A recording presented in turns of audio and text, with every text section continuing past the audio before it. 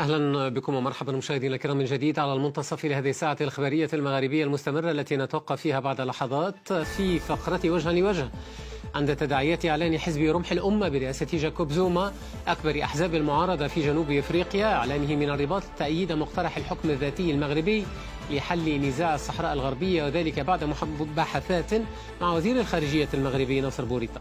شرط هذه الفقرة مشاهدينا الكرام ونبدأ هذه الحلقة مع ضيفين، ضيف من تندوف جنوب غربية الجزائر وضيف من العاصمة المغربية الرباط.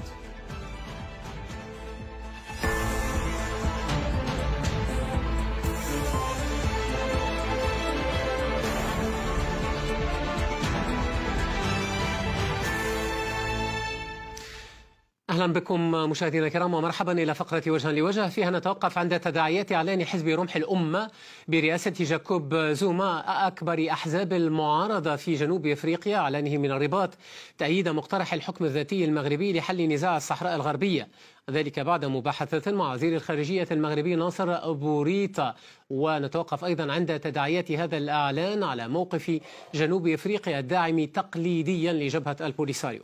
مع ضيفي مشاهدينا الكرام من تندوف جنوب غربية الجزائر السيد أوبي بشراي البشير ممثل جبهة البوليساريو لدى سوريا لدى سويسرا والأمم المتحدة والمنظمات الدولية في جنيف. سيد أوبي بشراي البشير، أهلا بك ومرحبا وشكرا جزيلا لك على تلبية هذه الدعوة. اهلا وسهلا، مساء الخير استاذ حكيم، شكرا على الدعوه. مساء الخير لكل مشاهدي قناه فرانس 24 عربي. مرحبا بك، كل الترحيب، ورحب ايضا بضيفي من الرباط الدكتور عبد الفتاح نعوم استاذ العلاقات الدوليه في جامعه القاضي عياض بمراكش. اهلا بك ومرحبا، شكرا جزيلا لك على تلبيه هذه الدعوه دكتور عبد الفتاح نعوم. اهلا وسهلا اخي حكيم وشكرا جزيلا لك على الدعوه، واهلا بك وبالمشاهدين. مرحبا بكم، كل الترحيب. وسؤال: ما تعليقكم على إعلان رئيس حزب رمح الأمة الجنوب إفريقي المعارض جاكوب زوما على لسان رئيس لجنة العلاقات الدولية في الحزب إعلانه من الرباط تأييد حزب رمح الأمة لمقترح الحكم الذاتي المغربي لتسوية نزاع الصحراء الغربية، وما مدى أهمية ذلك بالنسبة للمغرب؟ دكتور عبد الفتاح نعوم أستاذ العلاقات الدولية في جامعة القاضي عياض بمراكش، مرحبا بك من جديد، تفضل. شكرا جزيلا. أنا في تقديري أنه هذا الموقف هو أولا ينهي الأسطورة التي لطالما حاول زعماء هذا يعني حزب المؤتمر الوطني الإفريقي الANC أن يروجوها، والتي تقول أنه هذا الموقف هو موقف عليه إجماع في جنوب إفريقيا، وأرادوا أن يصوروا الموضوع. وفي الحقيقة هذا موقف طارئ على جنوب إفريقيا، أنه بعد وفاة أو بعد نهاية يعني مرحلة أو تجربة رئاسة نيلسون مانديلا بدأت بعض العناصر تعمل في اتجاه تطوير هذا الموقف، وصلنا إلى العام 2004 حينما أعلنوا الموقف. إذن هو الموقف أساسا طارئ. الآن هذا يعني النتيجة التي وصلنا إليها الآن هي جاءت بعد مخاض حصل منذ العام 2018 عمليا، مجموعة من التحولات عصفت بالحقل السياسي والحزبي الداخلي في جنوب إفريقيا، وصولا إلى الصراع الذي نشأ بين الآن زوما وبين يعني الرئيس رامافوزا، خصوصا ونحن نتحدث عن أنه زوما ليس شخصا يعني هو يعني طارئا على المشهد السياسي في أو الحزبي في، هذا رئيس سابق، والرؤساء السابقون وأيضا الشخصيات الاعتبارية في جميع الدول حينما تصدر مواقفا يكون لها وزنها ولها معناها. أيضا نحن نتحدث عن شخص إلى الأمس القريب كان في نزال مع رامافوزا بخصوص تسمية الحزب. حزب رمح الأمة نفسه له دلالة تاريخية تتعلق ببدايات تأسيس، يعني كان هو الجناح العسكري للANC. فإذا نتحدث عن تحول كبير جدا، ينضاف إليه أنه ليست الواقعة الأولى. يعني في السنة الماضية كان موقف لأوبيد بابيلا وهو نائب رئيس لجنة العلاقات الخارجية في الحزب الANC أيضا، وكان له موقف متقدم في هذا الاتجاه. إذا أضفنا إلى هذا تحولات أخرى تتعلق بالمشاكل الداخلية التي تتصل بهذه الحكومة الحالية والتي هي حكومة وحدة وطنية، حكومة لأول مرة لا يكون فيها الحزب الوطني الديمقراطي قادرا على أن يحصد الأصوات، وهذا ترتيبا على نتائج انتخابات العام الماضي عام 2024. ما مدى أهمية ذلك للمغرب؟ مشكلة البيض سيد عبد الفتاح نعوم، بعد المغرب بالنسبة للمغرب ما مدى أهمية هذا الإعلان؟ هذا سؤال. أهمية هذا الإعلان بالنسبة للمغرب هو أنه بداية مسار إقفال الباب أمام أطروحة لطالما اختبأت خلفها الجزائر واختلفت خلفها البوليزاريو، وحاول الحزب الوطني الإفريقي أن يروج لها، والتي تحاول القول بأن الموضوع يتعلق بموقف الدولة وموقف النخب. لا، هذا كله مغلوط وهذا كذب. والآن اتضح العكس، أن هناك وجهة نظر أخرى في جنوب إفريقيا ستتجه أيضا، حتى يعني الحزب التحالف الديمقراطي الذي هو جزء من الحكومة سنأتي على التداعيات ربما لذلك. هذه الديماغوجيا التي يروج إليها أستسمحك فقط. أستسمحك وسنأتي على التداعيات خلال لحظات. أن أستطلع رأي ضيفي من تندوف جنوب غربية الجزائر سيد أبي بوشاير البشير، ممثل جبهة البوليساريو لدى سويسرا والأمم المتحدة والمنظمات الدولية في جنيف. ما تعليقك أنت على إعلان جاكوب زوما رئيس ثالث قوة سياسية، ثالث قوة برلمانية في جنوب أفريقيا، دعم مقترح الحكم الذاتي المغربي؟ وهل فاجأ هذا الإعلان جبهة البوليساريو؟ مساء الخير. اعتقد بانه هذا التحول يعني الموقف المعبر عنه من طرف حزب الامكي رمح الامه خلال الزياره الاخيره لجاكوب زوما الى الرباط يجب فهمه كما اعتقد ضمن ثلاث مستويات. المستوى الاول يتعلق بالمغرب في حد ذاته.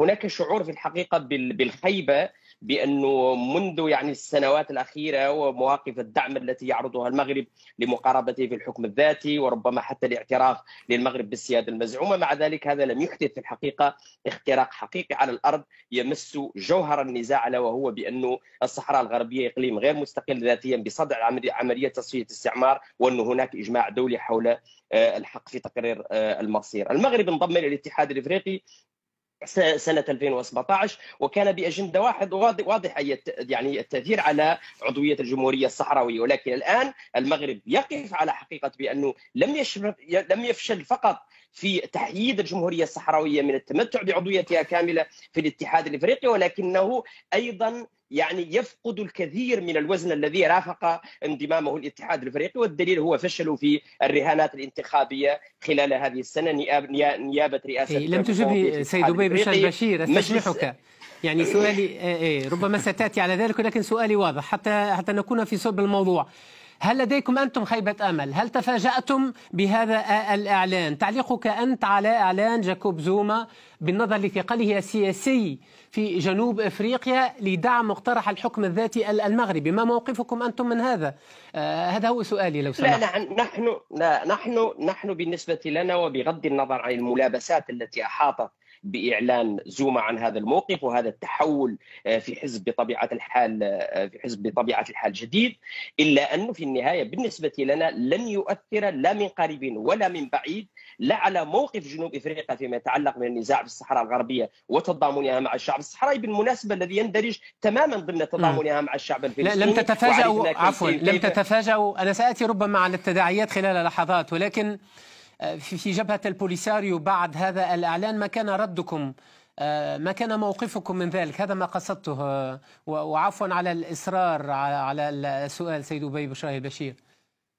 لا، بطبيعة الحال يعني نحن نعتبر بأنه حزب أمكي الذي بالمناسبة غالبية أعضائه هم ممن كانوا يتمتعون بالعضوية الكاملة في مؤتمر الحزب الوطني الإفريقي بما فيهم جاكوب زوما، والذين عبروا خلال مناسبات ماضية عن موقف ثابت في دعم الشعب الصحراوي. نحن نتأسف بطبيعة الحال لهذا الموقف، ونعتقد بأنه هذا الموقف لا يشكل فقط إدارة ظهر للشعب الصحراوي ولقيم التحرر الإفريقية ولقيم حتى تحرر جنوب أفريقيا، ولكنه أيضا يشكل إدارة ظهر يعني موقف البلد الذي ينتمي إليه حزب رمح الأمة، والذي في النهاية يفترض بأنه بغض النظر عن التجاذبات السياسية الداخلية مع حزب المؤتمر الوطني الإفريقي، ولكن كما تقتضي يعني التقاليد الديمقراطية داخل الدول الكبرى كما هي جنوب أفريقيا،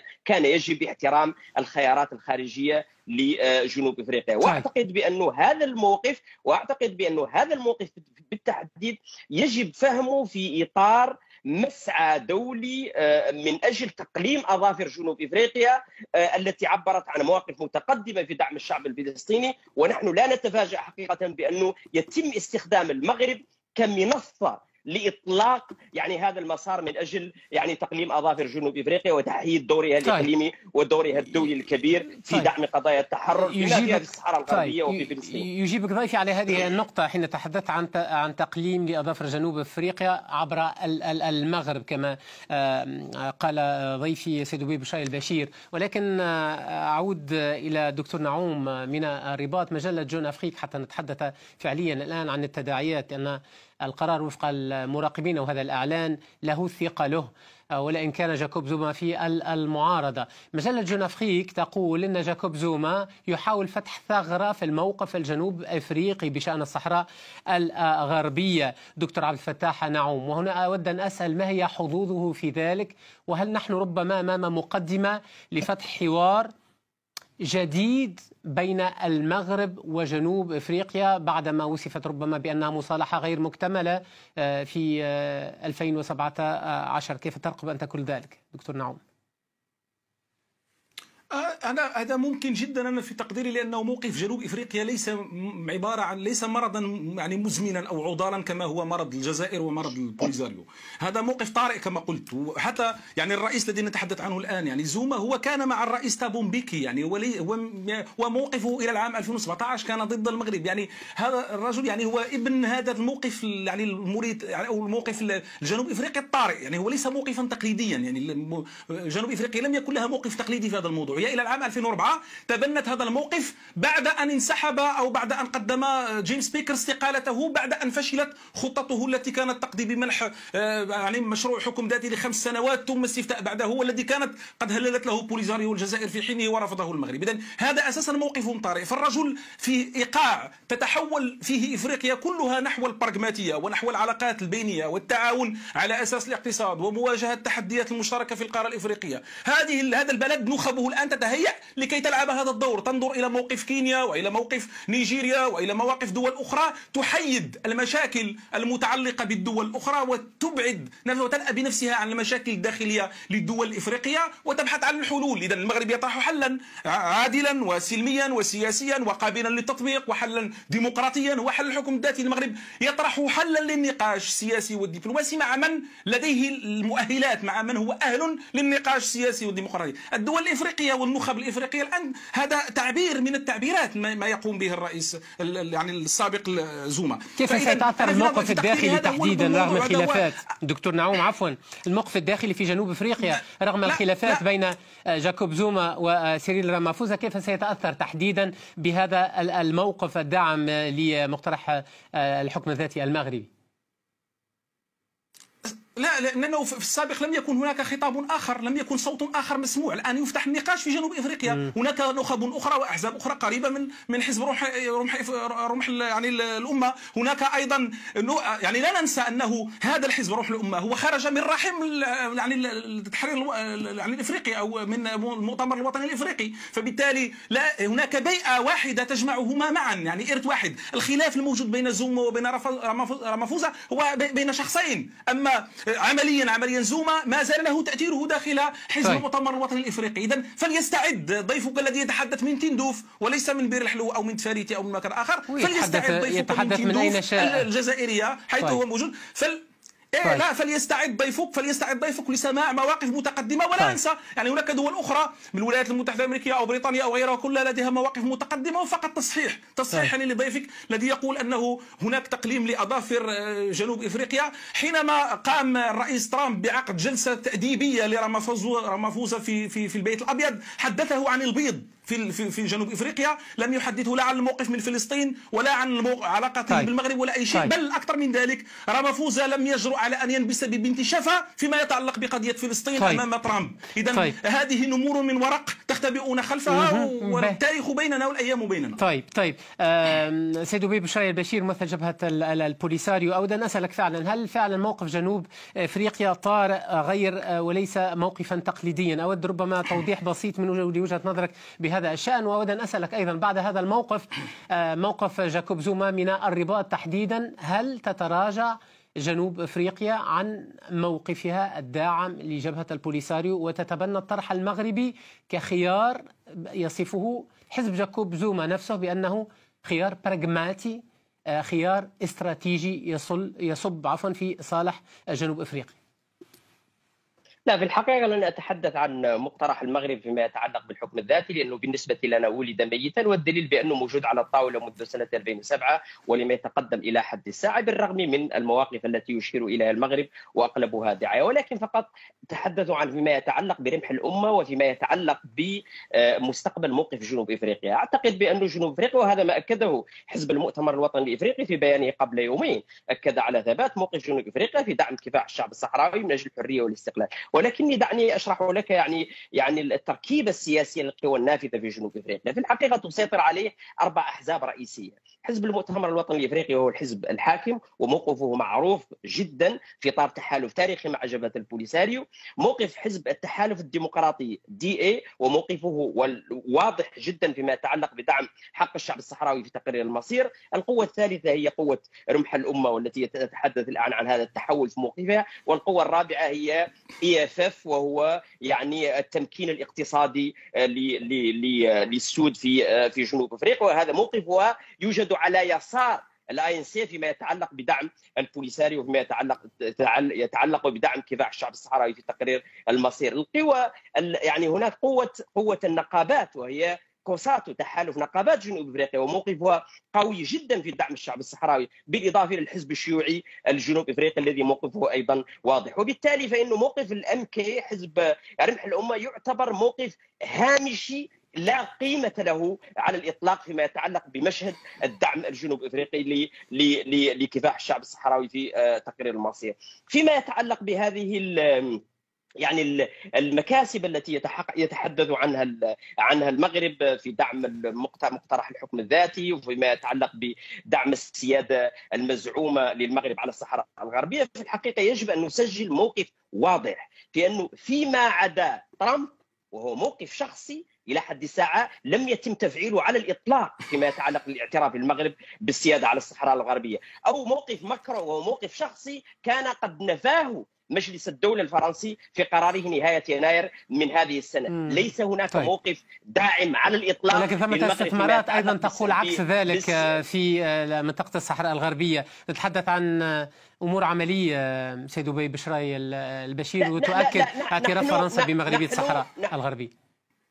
نحن نتحدث عن المسار الذي في النهايه يجب ان يدعم من طرف الجميع. يعني هو انه الشعب الصحراوي، يعني هناك سؤال بسيط يا اخي. الاخوان في المغاربه يزعمون بانه غالبيه الصحراويين معهم ويؤيدون الحكم الذاتي والى اخره، وبانه يتحدث لك يعني نتحدث من تندوف ولا اتحدث من بالرحلو او تفاريتي، وان هناك اقليه والصحراويون يعني مسيطر عليهم الموجودون في تندوف الى اخره. اذا كان الامر كذلك يا اخي، ماذا يمنع من تنظيم استفتاء تقرير المصير؟ وبالتالي فانه استفتاء تقرير المصير كان، وبالمناسبه ديمستورا في حاطته الاخيره اكد بأنه الأمم المتحدة لا تستطيع أن تنخرط في أي مسار حتى لا يضمن حق تقرير المصير بالنسبة للشعب الصحراوي. حتى أكون منصفا من حيث الوقت مع دكتور عبد الفتاح نعوم، أستاذ العلاقات الدولية، يقول لك موقف رامافوزا موقف هامشي لا قيمة له، ولا خوف من أي تغيير في موقف الحزب الحاكم في جنوب إفريقيا، والأمر لا يعد أن يكون ربما تغذية للنقاش، أما الثوابت فهي ثوابت. تفضل. ورامافوزا كان قد اتهم في العام 2018 بتهم كثيرة في جنوب إفريقيا، وحكم بالسجن، وحدثت مظاهرات اضطرت جنوب إفريقيا للإفراج عنه. يعني هذا شخص هامشي وموقفه هامشي، ورئيس سابق لجنوب إفريقيا، وهو أساسا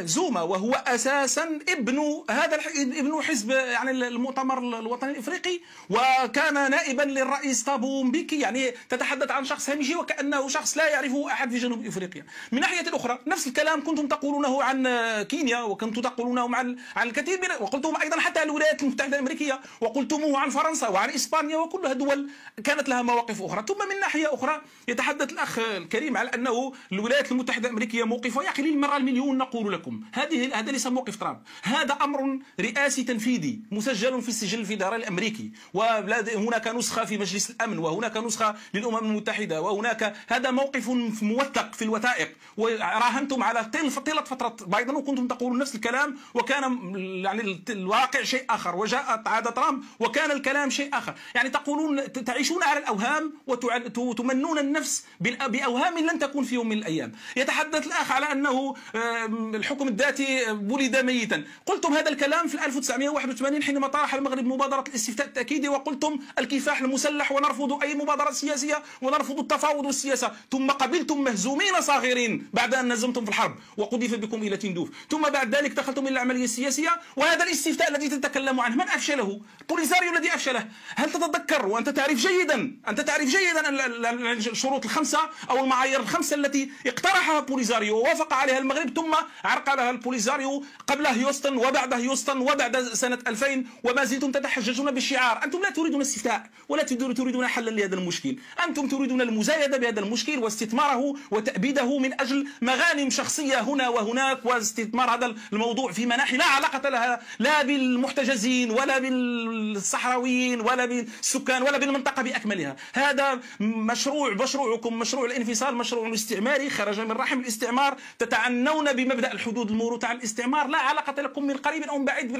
بالقانون الدولي ولا بأي شيء. ولذلك حينما نتحدث عن القانون الدولي اصمتوا، لأنه قرارات مجلس الأمن منذ العام 2007 لا تتحدث عن الاستفتاء. تقرير المصير هذا مبدأ عام، الاستفتاء إجراء، الحكم الذاتي إجراء. ميزوا بين المبادئ العامة في القانون وبين الإجراءات. طيب. يعني لا يمكن أن نناقش مسائل القانون الدولي ونناقش مسائل الحلول السلمية والحلول السياسية للمشكلات. هذا نزاع، هذا مشكل صحيح مشكل، لكن هناك مسار، هناك تراكم في المسار الأممي لهذا النزاع المفتعل حول الصحراء المغربية. المغرب دائما إيجابي، يتقدم، يقدم حلول، يقدم مبادرات. أنتم تتلكؤون، تعرقلون، تحاولون دائما أن تضعوا العصا في العجلة. طيب. تحاولون دائما أن تعيشوا وراء الشعارات والأوهام، وفي النهاية ها أنت أخي في تندوف، وكان بإمكانك على الأقل أن تكون في الأراضي التي تسمونها محررة. لماذا لا تكون الآن المباشر كلمة الختام سيد دبي بشاي البشير، كلمة الختام باختصار. تعيشون في هذه الأوهام.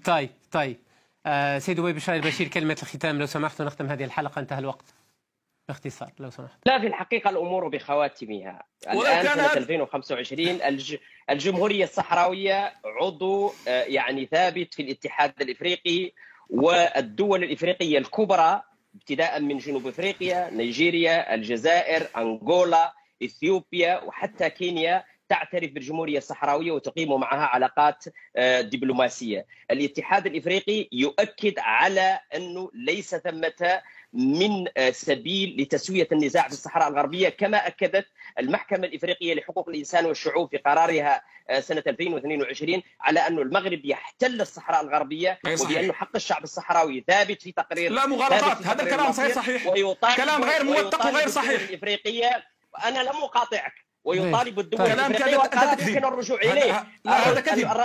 القرار صادر 22 سبتمبر سنة 2022 ويدعو جميع الدول الإفريقية والشعوب الإفريقية إلى التضامن مع الشعب الصحراوي ومساعدته في مساره التحرري لأجل استكمال سيادته على الصحراء الغربية. لا أخي حكيم، دكتور نعوم تقول غير صحيح هذا الكلام. قمة نواكشوط في بلادك نواكشوط المغرب 2018 الاتحاد الافريقي اقر بحصريه دور مجلس الامن. ارجوكما لا تستغل الدقائق الاخيره لتمرير المغالطات، لا يمكن ان نسمح بتمرير المغالطات الاخيره. هذا كلام، هذا تكذيب. طيب وهذا لو كان لقاؤك معي من نواكشوط لكان طيب لا انتهى الوقت. سيد أبي بشاي البشير استسمحك، انتهى الوقت. سيد أبي بشاي البشير، باختصار شديد في 10 ثواني، ما الذي لا تتفق معه دكتور نعوم؟ باختصار في 10 ثواني لو سمحت، 10 ثواني. لا، الكلام الذي يقوله هذا الأخ كله غير موثق وكذب. طيب سجلت موقفك. بلاده وأشكركما. موريتاني. لا لا لا لا لا لا لا لا لا لا لا لا نتهجم على الأشخاص. موضوعنا ليس الأشخاص. لا لا الأشخاص ولكن المواقف. نشكركما. لا أرجوكما. لا انتهى الوقت. كل الشكر جزيل لكما. آسف. لا أرجوكما يعني أرجو منكما يعني نحترم بعضنا البعض، أن يكون الكلام موجه فقط ومتقيد بالمواقف لا بالأشخاص. كل الشكر. طيب أشكركما جزيل الشكر. انتهى الوقت. أشكركما جزيل الشكر. ربما في حلقات أخرى لاحقة من تندوف جنوب غربية الجزائر. سيد أبي بشري البشير ممثل جبهة البوليسار ولدى سويسرا والأمم المتحدة والمنظمات الدولية في جنيف. شكرا جزيلا لك، وكل الشكر الجزيل لك أيضا من الرباط دكتور عبد الفتاح نعوم.